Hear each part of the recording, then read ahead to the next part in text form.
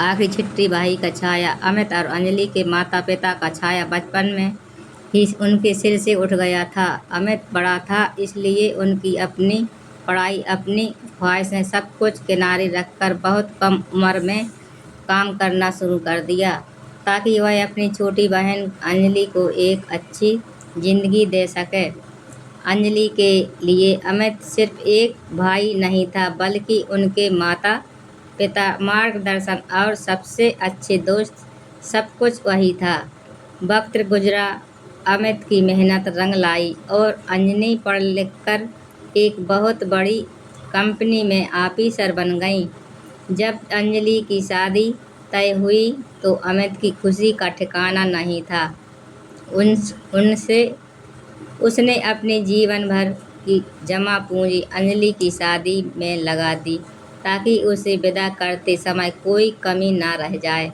शादी के कुछ महीनों बाद एक हादसे से ने सब कुछ बदल दिया। अमित एक दुर्घटना का शिकार हो गया। अंजलि जब तक अस्पताल पहुंचती, अमित इस दुनिया को अलविदा कह चुका था।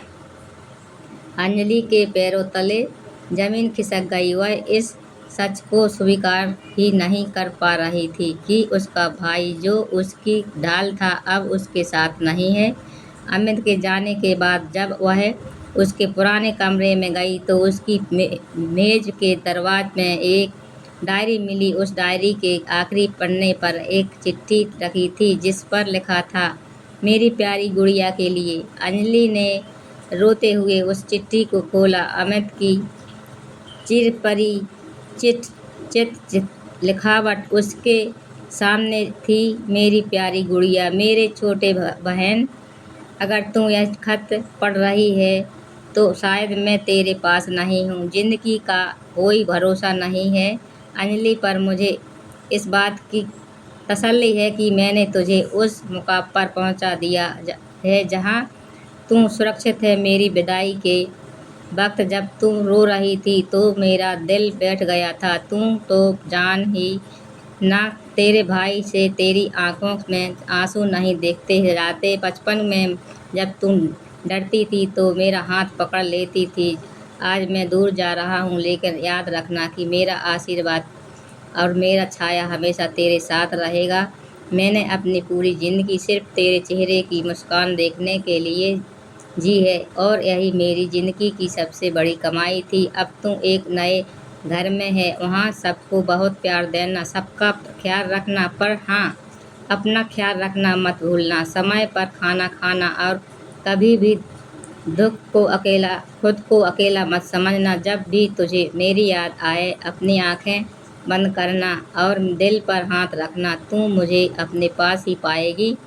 रोमा दादी कहती थी कि बड़े भाई में पिता का अंश होता है, तो एक पिता की तरह मैं तुझसे वादा करता हूँ कि मैं जहाँ भी रहूँगा हमेशा ईश्वर से तेरी खुशियों की दुआ करूँगा। रोना बिल्कुल नहीं, मुस्कुराना कर जीना।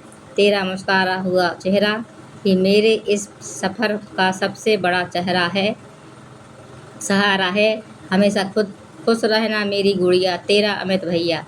चिट्ठी पूरी पढ़कर अंजलि ने उसे अपने सीने से लगा लिया।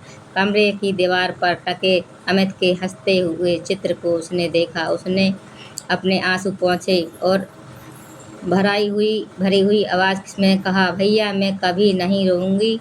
आपकी गुड़िया हमेशा मुस्कुराएगी और आपकी दी हुई सीख पर चलेगी।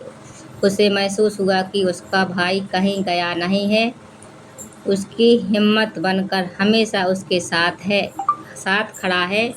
दोस्तों, इस कहानी में बहुत मेहनत